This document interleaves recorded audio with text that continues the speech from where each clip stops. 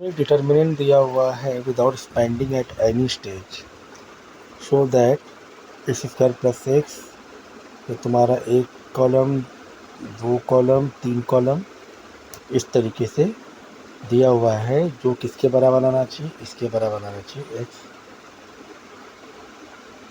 ए plus B, और ए और B हमारे क्या है, कॉन्स्टेंट्स हैं। ठीक है, तो हमें डिटर्मिनेंट गिवन है ये तुम्हारा कॉलम 1, कॉलम 2, कॉलम 3 हो गया।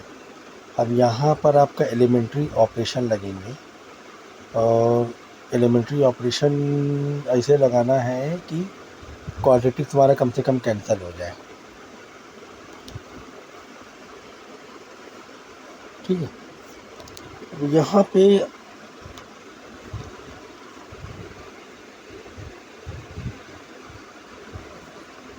अगर रो 2 माइनस रो 2 में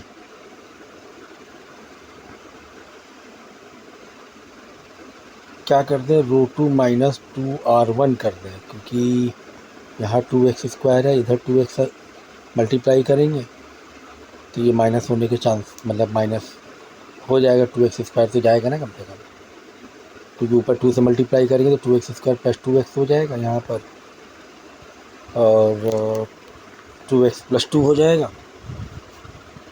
तो देखो नया टर्म क्या बन रहा है, तो हमने क्या किया, r2 में 2r1 से मल्टीप्लाई ये किया, माइनस किया, तो कॉलम 1 में देखो क्या हो रहा है, 2x square minus 3x minus 2x square, तो x माइनस 1 हो गया, फिर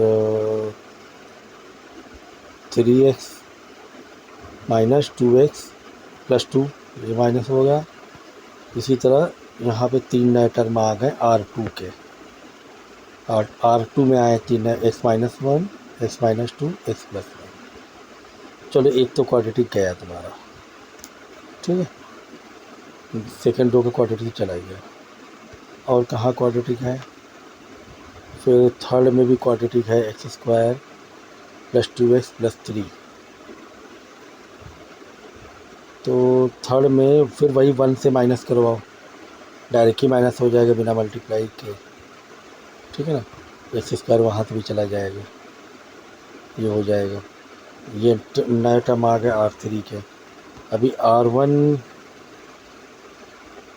r1 का ये बाकी है माइनस करना, एक्स स्क्वायर हटाना, लेकिन r1 में हमने फ़िलहाल नहीं हटाया, क्योंकि यहाँ पे जो क्वाड्रेटिक था ना 3 टर्म का, ये हटाना हमारे लिए ज़रूरी था।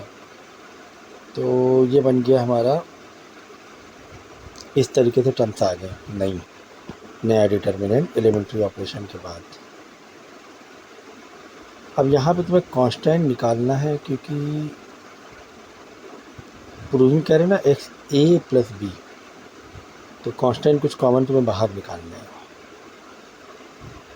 ठीक है, तो हम क्या करेंगे, कांस्टेंट को बाहर निकालने के लिए वापस कुछ ऐसे माइनस कराएंगे जिससे कि x और x कैंसलेशन हो जाए, तो इसका माइनस करा दो, नई वाली रो 3 ले लो, इसी नया वाला r2 भी ले सकते हो। ठीक है, तो x plus 3 minus x minus 1, तो ये आ गया 400, तो ये r3 का नया टर्म आ गया 400। अभी एक्स स्क्वायर वाला ऊपर रह रहा है,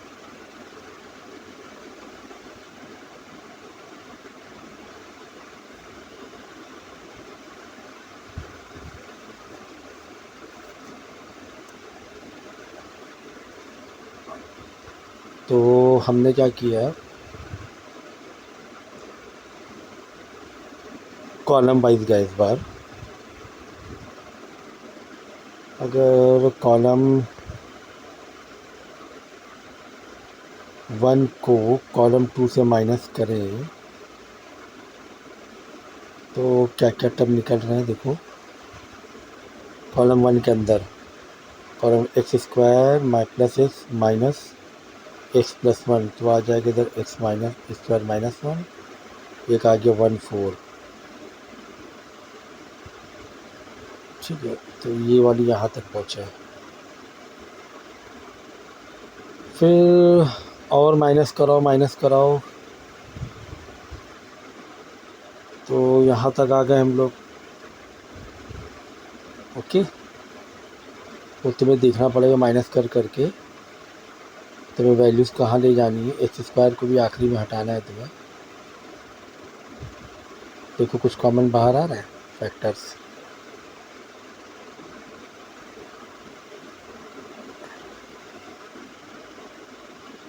ये है x+1 2x-1।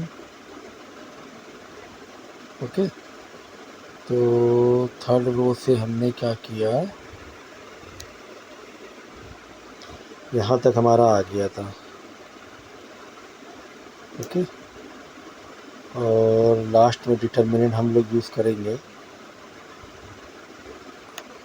तो यहाँ पर हमने कॉमन निकाला बाहर 4,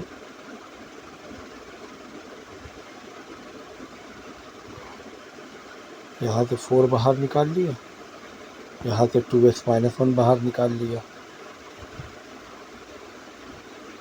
तो ये वाला बच रहा है। यहाँ तक आ गया। ठीक है,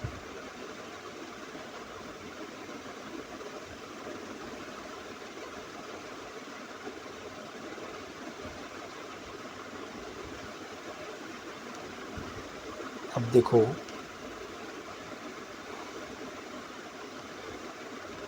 ये वाला तो 1 0 0 हो गया,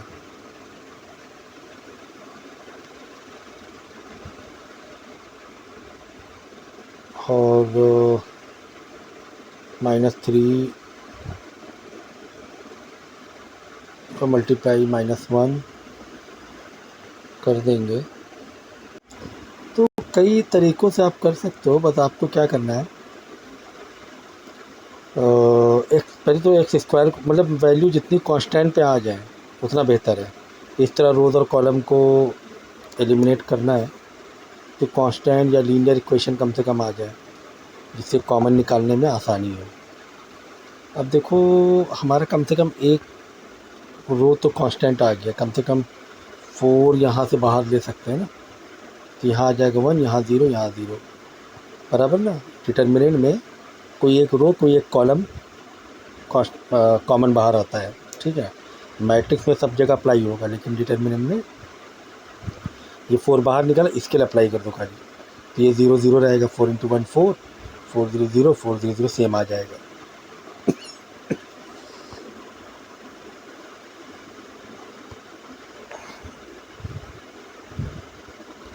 ठीक है, तो 4 कॉमन हमने बाहर निकाल लिया।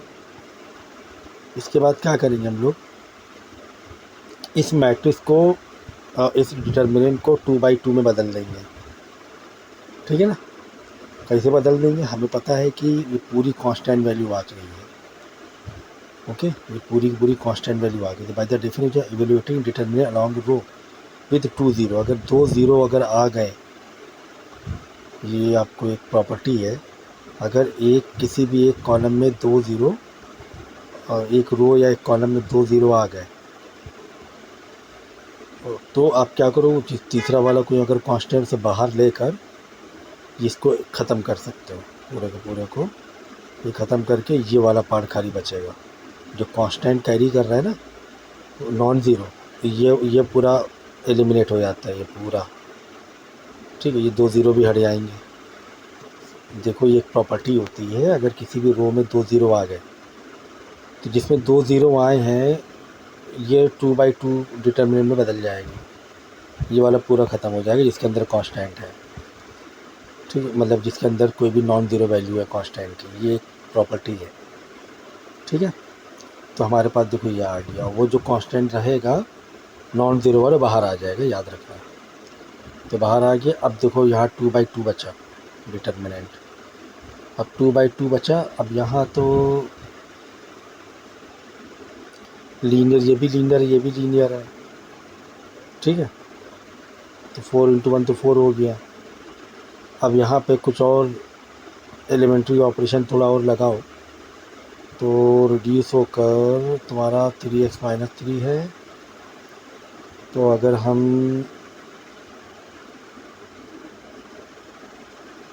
माइनस करा दें इसमें से 3x, ये 3x यहाँ माइनस करें कॉलम 1 में, कॉलम 2 के अंदर, कॉलम 2 के अंदर कॉलम 2 माइनस कॉलम 1 कर दें। ठीक है, तो ये तो मतलब ये 3x तो जाएगा, इधर से x भी चला जाएगा। तो और भी देखो अब एलिमेंट कम बचे हैं हमारे पास, हमारे पास बचा सिर्फ इतना सा, ये बचा। ठीक है, अब हम क्या करेंगे, कम से कम -3 तो बाहर आ रहा है ना, ये वाला रो का, कॉलम का सॉरी, तो ये तो बाहर निकाल ही लो। इतना बाहर आ रहा है, कांस्टेंट बनता है यार बाहर निकालते हो, तो ये आ जाएगा -12 हो गया। ठीक है, अब यहाँ पर देखो -12, अब इसको पैटर्न को मैच कराओ।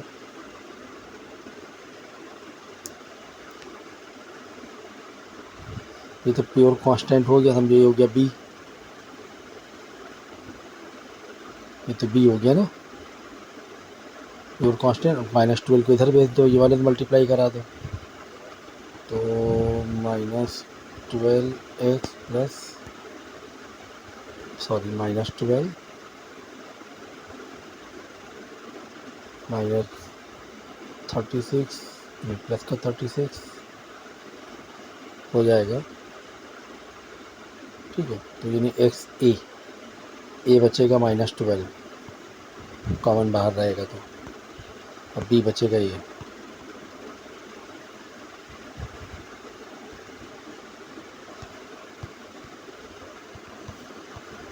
डिटरमिनेंट भी निकाल सकते हो आप इसका को फैक्टर से भी, तो बाद में इसको पैटर्न मैच करा लेना।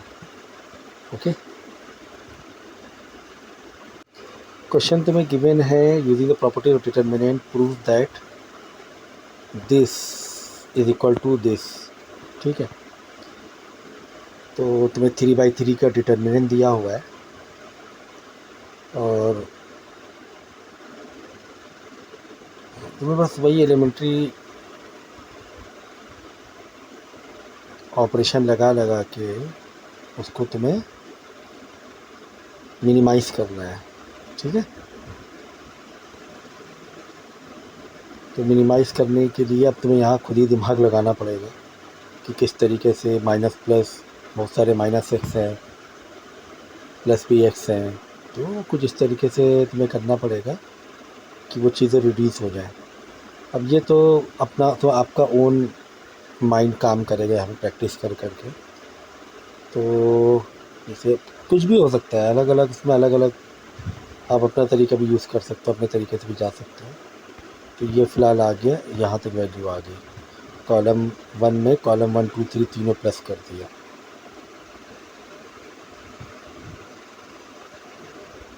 ओके, अब यहाँ पे क्या कुछ कॉमन बाहर आ रहा है, ये कॉमन बाहर आ रहा है, इसको बाहर कर दिया, यहाँ 1 1 1 हो गया। ठीक है, क्योंकि हमें कहाँ तक जाना है, हमें एक x plus Y plus Z तक के तो जाने ही जाना है। उसके बाद मल्टीप्लाई मांग रहा है xy plus Y Z plus Z X, यानी एक ऐसा कॉमन होना चाहिए वहाँ अंदर। तो वापस हमने एलिमेंट्री ऑपरेशन लगाया, ऑपरेशन लगा के फ़िलहाल हमारे पास वैल्यू ये आ गई।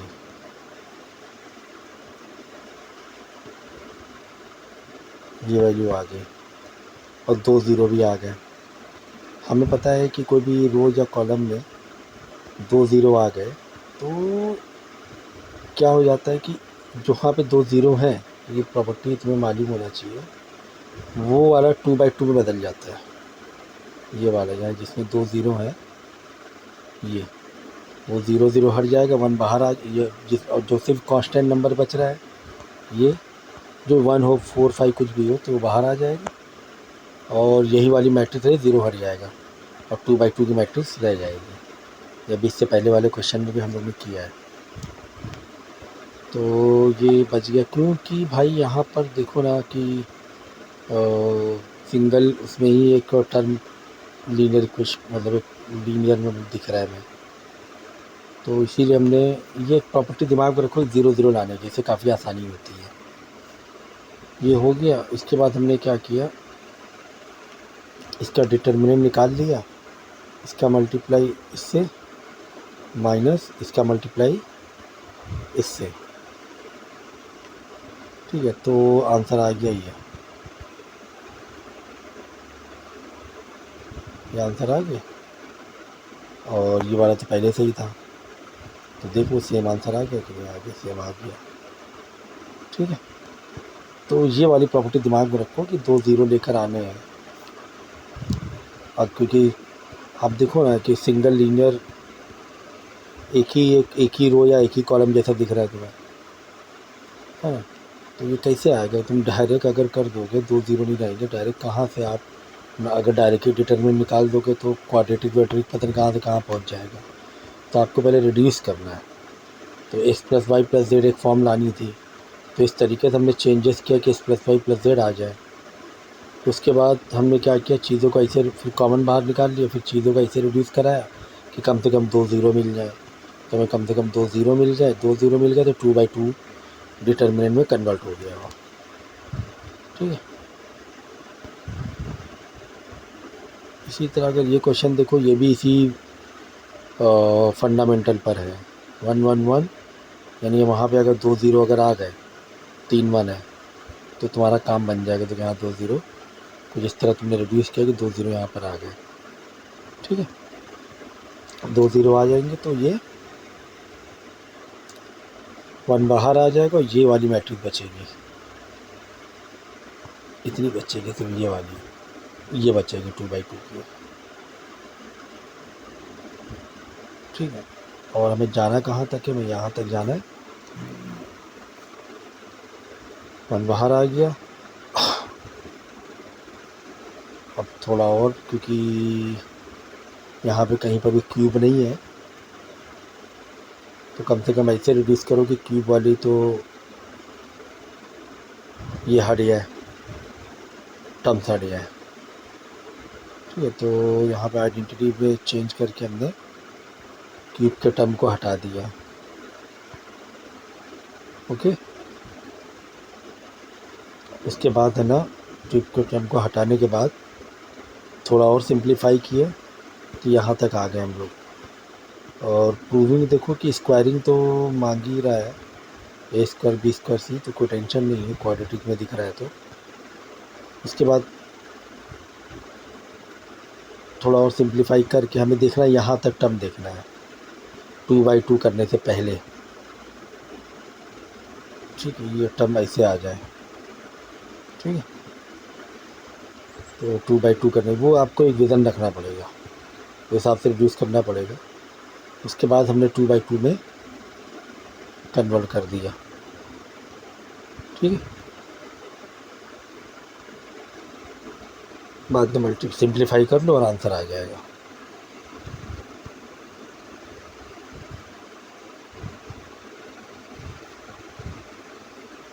फिर